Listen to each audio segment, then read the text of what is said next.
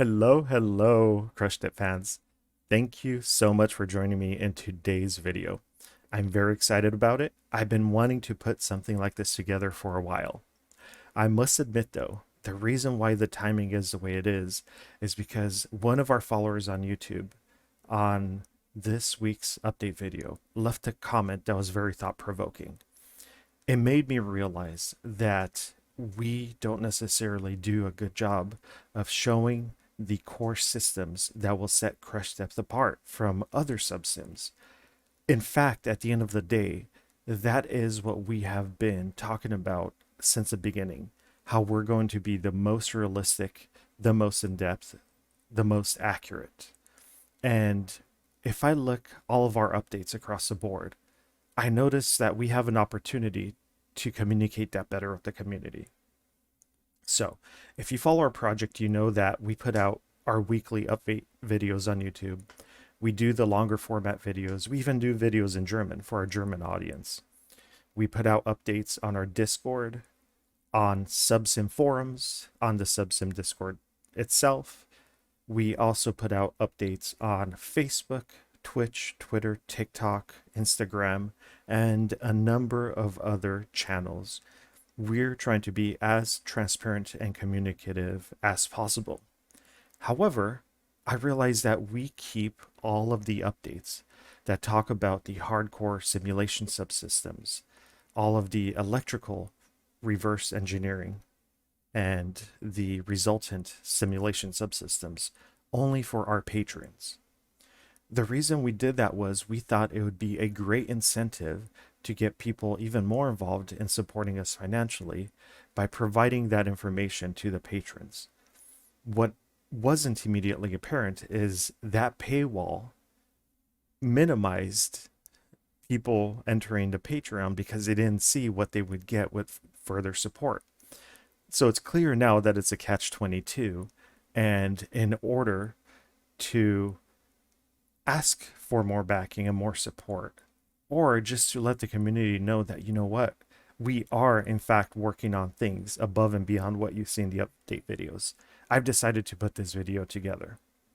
So today's video will be focusing on the simulation subsystem, specifically the electrical subsystem, and what we're doing behind the scenes in parallel with everything else that you see in our update videos. While our update videos focus on the end user result of everything. So we're talking about models, the player interaction, the multiplayer subsystem and world that we're putting together.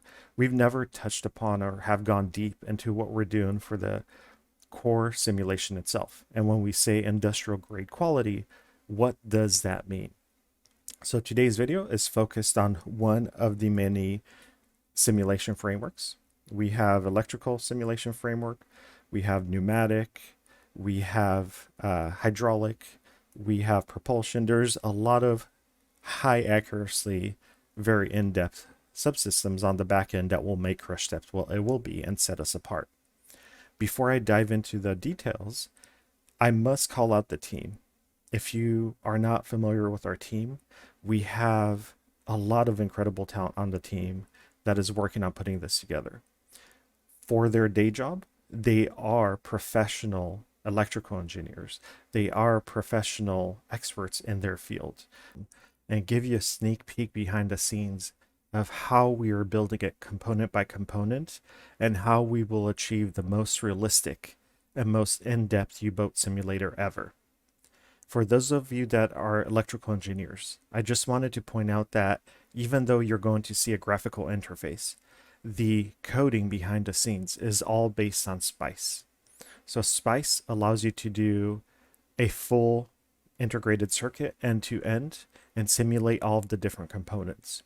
When we reverse engineer the electrical grid, we build each component, we reverse engineer all the properties, which allows us to create an industrial quality real-time simulator. Unlike games that are pre-coded, so all of the different performance characteristics are pre-coded. An example would be, how bright is a light bulb? I'm just going to set a pre-coded value. All of our values in our analog simulator are real time. The simulation runs anywhere from 50 frames per second to over 1,000 frames per second. And like I mentioned in other videos, it does not run locally on your computer. Because of the high fidelity and the network nature of the game, we have dedicated compute nodes that are assigned to do all of these calculations. That way, even if you have a computer that has low FPS or low CPU power, all of the processing occurs on a server, so you get the same level of accuracy and realism regardless of your end user hardware specs. Without this architecture, this would not be possible. And in a lot of circumstances, a lot of our folks just don't have the proper computing power necessary to make this run at the speed we would need it in order to gain the accuracy we need. So SPICE is a type of simulation we use for the electrical system. So let's jump in. What we do is we use known performance data, schematics, blueprints, and other sources to reverse engineer each and every single component. In this case, we are talking about the electrical simulation grid. However, we have other simulation subsystems. I mentioned about ambient air system, the pneumatic system, the hydrostatic, hydrodynamic, and other simulation systems. But what you see here is a UI that allows us to create an electrical simulation subsystem that we could use for a vehicle. We are currently looking at what we have for the U-boat that we are continuously building in the background, which is not shared in our weekly update videos. The reason why we have built it this way is because it allows us to create a simulation grid like this for any vehicle in the world, whether it be a train, a aircraft, a boat, etc. And not just for the electrical system, but for any system we wanted to model in high fidelity and have real-time, realistic simulation on. Again, these simulation subsystems are integrated.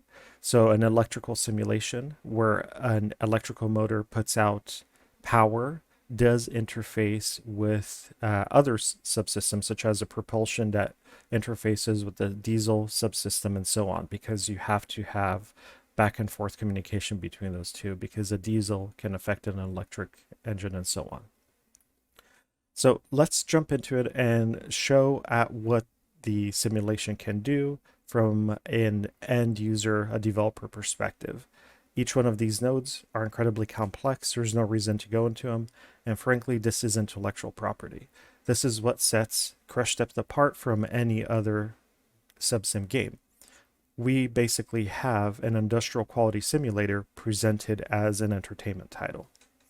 So if I start the simulation system and I flip a switch, if you note all the values and all of the graphs, you will see that we do not have a predefined, pre-scripted value for the battery. Right now, if we look at the battery, this represents all of the different cells that make up the battery. We have current voltage, we have ESR, acid specific gravity, self voltage, the internal temperature of the battery. And the reason why we simulate all this is because we want to simulate accurately what happens to that battery. What happens if water gets into that battery? What happens if the temperature is too hot? You see here we have fuses that can blow. This will allow us to have an unprecedented damage model. When the battery gets corrupted, when the fuse blows, what happens? What can you do as an end user, as a player, to actually interface with all of these simulation subsystems to not only make for interesting gameplay, but for accurate gameplay? What would it be like really being on board that U-boat as you're getting depth charged and components start failing? Can you really survive? We also see here that for things such as the light not only has a life, it also has brightness. So the more power you feed into the system, the brighter the light will become at the cost of degraded lifespan. So this bulb will eventually blow, even if it's not from vibration and depth charges, but just from the type of light bulb it is. Again, we have done research on the lights, on how long they last, on the luminosity, a lot of work that is not seen or shown in our normal weekly update videos. A terrible amount of work. So I'm very glad that the user made the comment and we have the opportunity to show just what we're doing behind the scenes. Here's another example where we have a main switchboard. Once we turn the motors on, we could see all of the different things that are happening in the simulation. Right now we have graphs that allow us to look at the current going through the armature. Again, when you turn on an electric motor, it's not instantaneous torque. You have feedback, you have ESR, you have a lot of things that are affected. The motor starts getting hot unless you turn the fan on, and we're calculating all of these different things on the back end. And the other thing I need to mention is that all of these calculations are running on a backend server. So regardless of your computer performance, regardless of the specs, these are happening on a network server. That way, every single user not only shares the simulation state and the MMO, but they get the highest quality simulation that you can get. So you are not bound by your local computer specs. These are just a few examples, again, of just what's happening behind the scenes with all of these different components. I don't want to dive into too many details. I know a lot of you, especially if you are electrical engineers, probably have a ton of questions. You probably find this incredibly fascinating.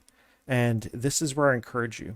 If you truly have questions and you want to know more, or you even love what you see here, and you realize that this is not a game, but this will set the standard for what an MMOS, a massively online multiplayer simulation, will be for a while, then please consider backing us either by getting the tech demo on Steam or backing us on Patreon so you can get more access to some of this information.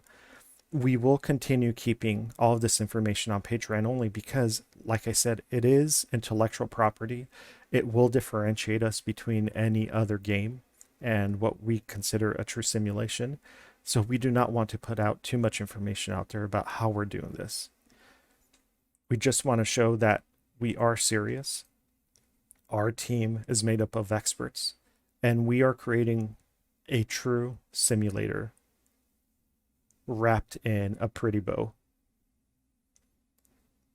I hope you enjoyed this very high-level introduction to what we're doing behind the scenes. I hope for some of you, you have a new appreciation of the amount of work that we're doing on the back end that we don't necessarily show every week. And I hope you consider supporting us financially so we could continue growing the team and accelerating the time to market for some of these features. This is a tremendous amount of work.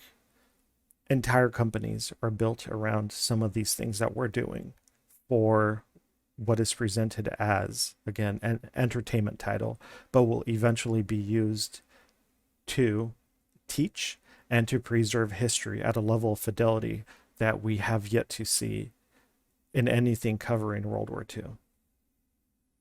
Thank you once again for joining me. Like I said, this was an exciting video for me. I hope you enjoyed it. Please leave comments on whether or not this was useful. Any other thoughts or ideas you have, please leave them in the comments section. If you liked the video, like it. If you think I did a terrible job, please give me a thumbs down and tell me why. Like I said, our team wants to improve. We want to do better at communicating. Let us know what your thoughts are. Until next time, take care.